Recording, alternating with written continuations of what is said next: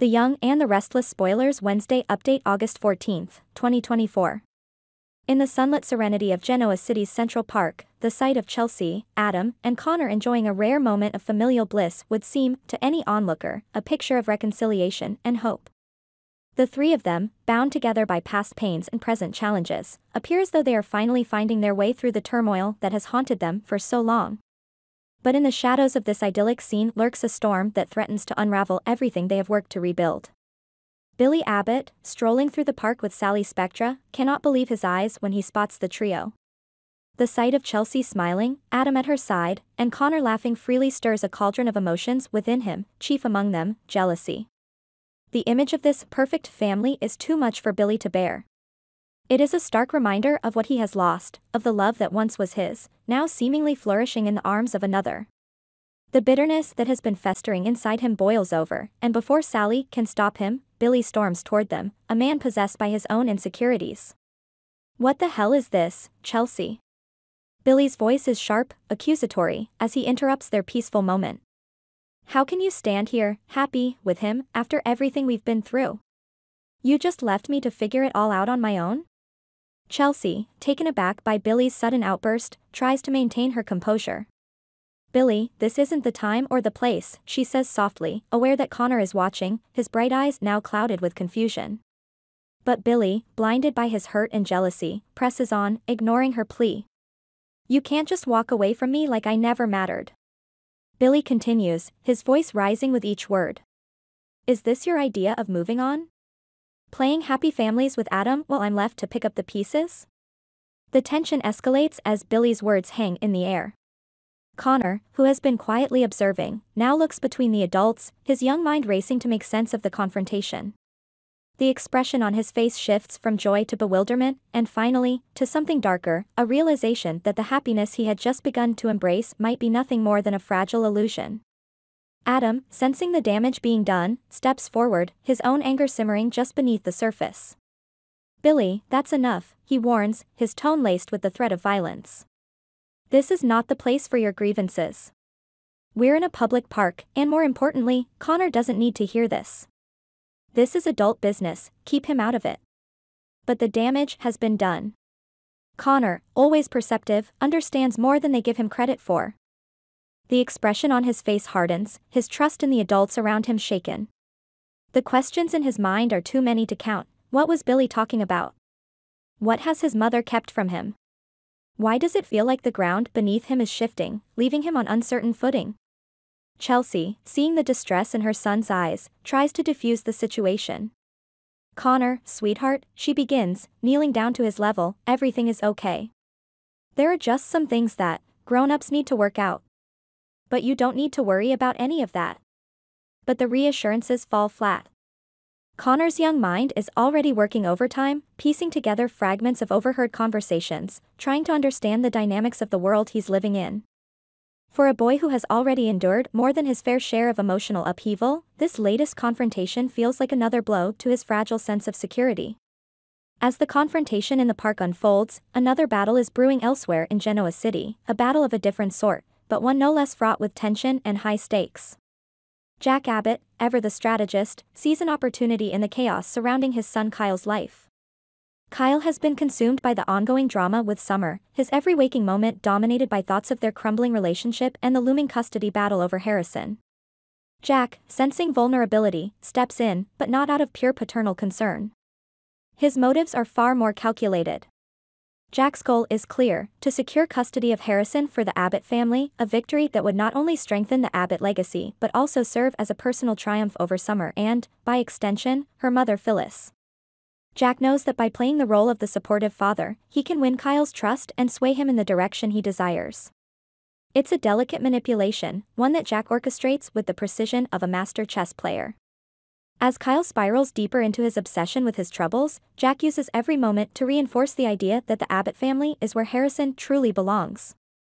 He speaks of the importance of family unity, of protecting Harrison's future. In the quiet corners of Genoa City, where whispers of scandal and betrayal often echo through the lives of its residents, Sharon Rosales finds herself teetering on the edge of sanity.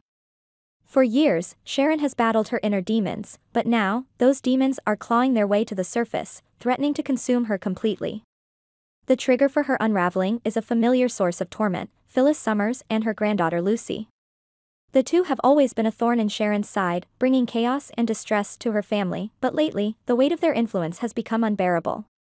Sharon's hatred for Phyllis is nothing new, but her fixation on Lucy, a mere child, reveals the depths of her growing instability. Every time she thinks about the trouble they've caused, her anger simmers, building into a rage that she can no longer contain. Sharon knows she needs to take control, to eliminate the threats that Phyllis and Lucy pose to her peace of mind. But her methods are becoming increasingly erratic and dangerous. Mariah Copeland, Sharon's daughter, is the first to notice the changes.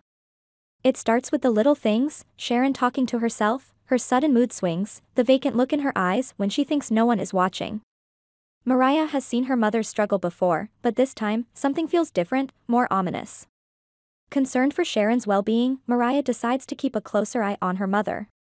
She begins to follow Sharon discreetly, observing her interactions and trying to piece together what might be going on.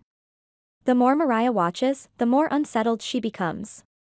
Sharon's behavior is growing increasingly bizarre, and Mariah fears that her mother is slipping into a dangerous mental state.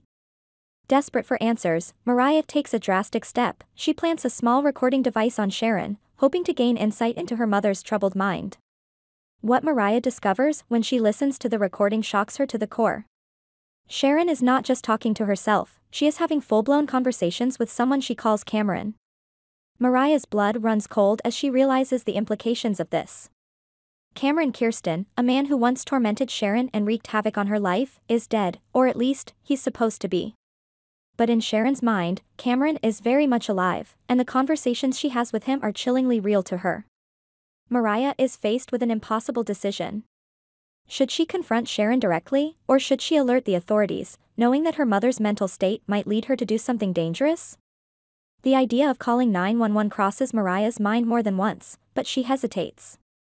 Sharon is her mother, and despite everything, Mariah loves her deeply. But love doesn't change the fact that Sharon might be losing her grip on reality, and Mariah knows that she may need to act before it's too late. As Mariah grapples with her discovery, the Newman family is plunged into their own turmoil. Victor and Nikki Newman, the power couple who have weathered countless storms together, find themselves at odds over how to handle the growing threat posed by Billy Abbott. Nikki, ever the pragmatist, is frustrated with the way things are unfolding. She demands that Victor take decisive action to neutralize Billy, whose actions are becoming increasingly unpredictable. Nikki longs for stability, for a return to the days when their family's dominance was unchallenged, and she knows that in order to achieve that, they must deal with Billy swiftly and effectively. Victor, always the strategist, knows that this is not a simple task. Billy's vendetta against the Newmans is deeply personal, fueled by years of animosity and rivalry.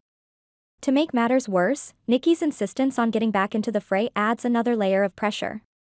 She wants to reclaim her position in the corporate world, to prove that she still has what it takes to fight alongside Victor. But in order to do that, Billy must be dealt with, and Victor knows there is only one person who can get the job done, Adam Newman. Adam's relationship with Billy is one of the most complicated and volatile dynamics in Genoa City. Their history is fraught with bitterness and betrayal, and Victor is well aware of the risks involved in bringing Adam into the fight. But Victor also knows that Adam is ruthless when it comes to protecting the Newman legacy, and he's willing to do whatever it takes to bring Billy down. Victor calls Adam into his office, laying out the plan with cold precision. He tells Adam that it's time to take the gloves off, to stop playing nice and eliminate the threat that Billy poses to their family. Adam, with his usual steely resolve, agrees. He understands the stakes, and he knows that failure is not an option. But deep down, Adam also knows that this mission will not only reignite his long-standing feud with Billy but also potentially drag him into a moral quagmire that could have far-reaching consequences.